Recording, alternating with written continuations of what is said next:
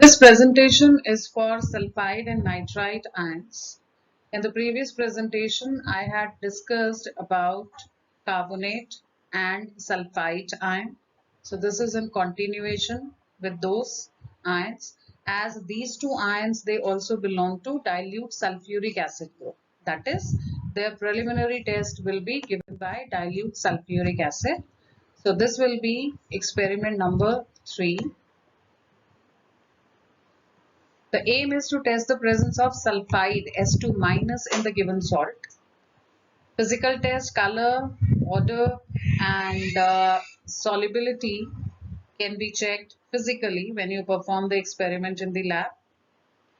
Now, the first chemical test is to take 1 gram of salt in a dry test tube, roughly 1 gram, a pinch, and 4 to 5 ml of dilute sulfuric acid is to be added to the dry salt. It will produce a colorless gas with rotten egg smell, and it gives us an indication that it may be S2- sulfide. So this is our preliminary test. The next test, which is confirmatory, is sodium nitroprusside test. After writing this in detail, you will be writing the equations also. Then you will understand what is exactly happening when this chemical sodium nitroprusside is reacting with sulfide ion. So we'll take aqueous solution of the given salt in a test tube and add sodium nitroprusside solution to it. Immediately when they react, you will see a violet coloration getting produced in the test tube. So it confirms that there is sulfide in the given salt. Another confirmatory test is lead acetate test.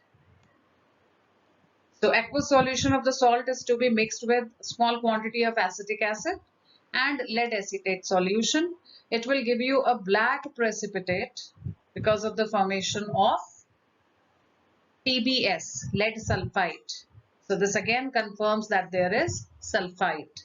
And the last confirmatory test would be silver nitrate test. That is AgNO3 is silver nitrate. So to the aqueous solution of the salt, we'll be adding silver nitrate solution. It will again produce a black precipitation. A black solid will appear in the test tube. And if you take small quantity of this precipitate separately in another test tube and add nitric acid to it, it will be soluble in nitric acid. So this confirms again that the salt contains S2-, that is sulfide. In accordance with the aim, we write the result. The given salt contains sulfide S2- in it.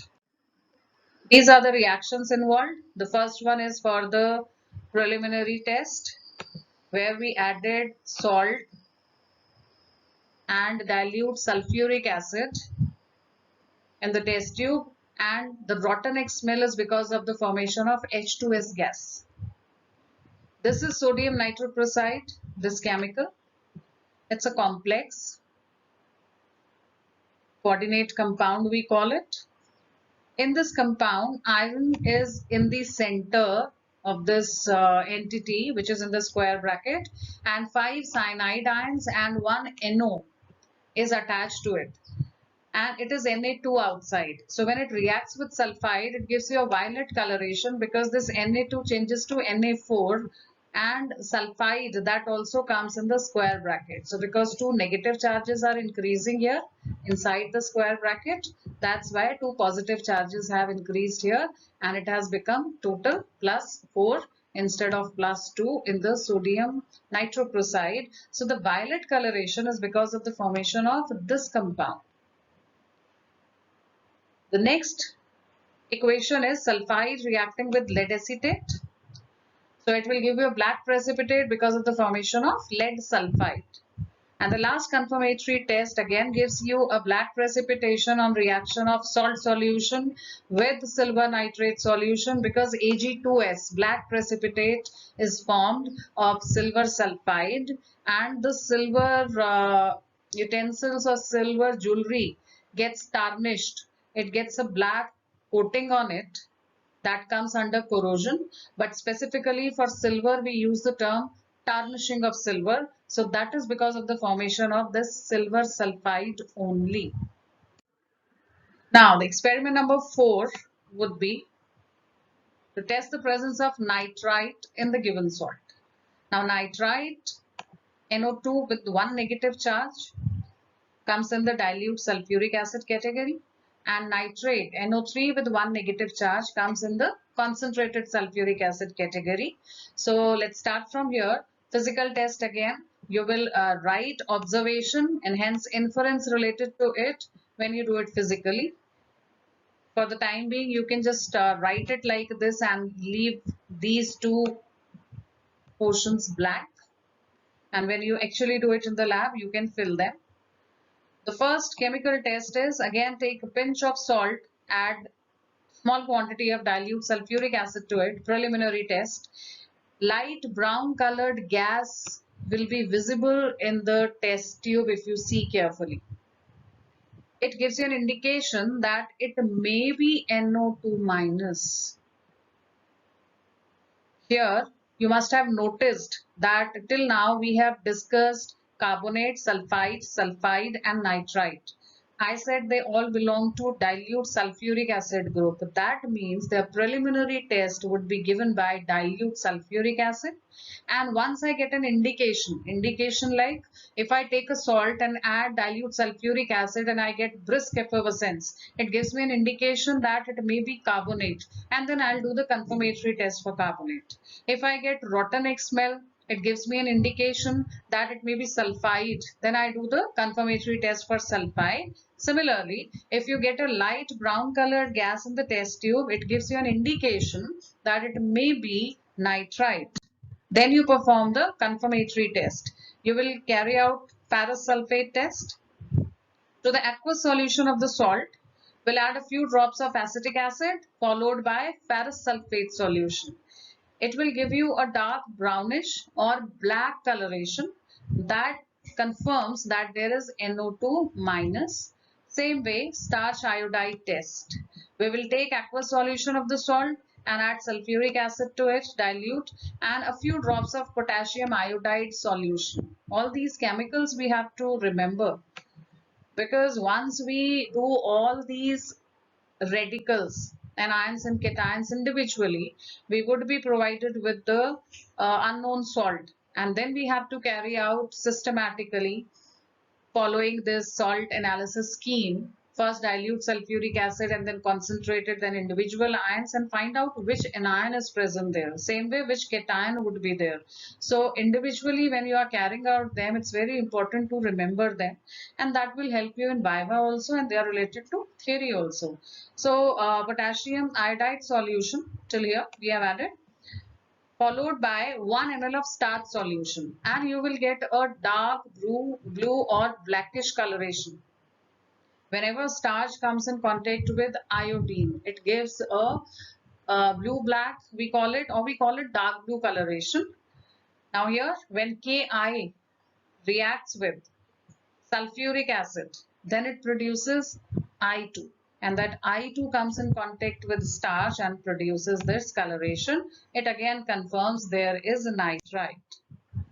And the last is potassium permanganate test. Aqueous solution of the salt is to be treated with a few drops of acidified KMnO4 solution. And this is a familiar test. Pink color of KMnO4 is discharged. Now, in every ion, wherever we have used potassium permanganate test, this was the observation, because as I told you earlier also that potassium permanganate is an oxidizing agent, and in acidic medium it changes from +7 oxidation state of Mn to +2, which is colorless, and the corresponding anion gets oxidized. So that is how it confirms in this particular case that there is nitrite. And the given salt contains nitrite in it is the result. Let us see the equations quickly. Nitrite, preliminary test, you are adding dilute sulfuric acid to it here, and it produces NO along with NO3 minus. So the brown coloration is because of the formation of this gas, which is NO.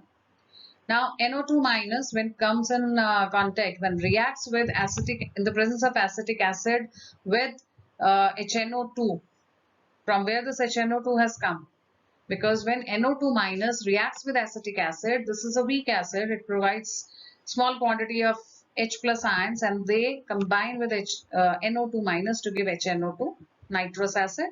This nitrous acid will get oxidized to nitric acid under the given conditions and produces more NO, which is brown in color. And finally, when this NO reacts with FeSO4, it produces FeSO4 dot NO. This is again a coordinate compound and it has a black coloration. That's why the result was we got black coloration in the test. The next one is starch iodide test through the salt, aqueous solution of the salt. A small quantity of sulfuric acid and Ki is added. So this Ki produces iodine, and this iodine, when comes in contact with starch, it gives you a deep blue coloration. And this NO2 minus nitrite, it changes to NO. Simultaneously, Ki changes to I2, and this I2 gives deep blue coloration, or you can write blue-black coloration with the starch solution. Now the last test again, it's a redox reaction where reduction and oxidation are taking place. So what is happening here?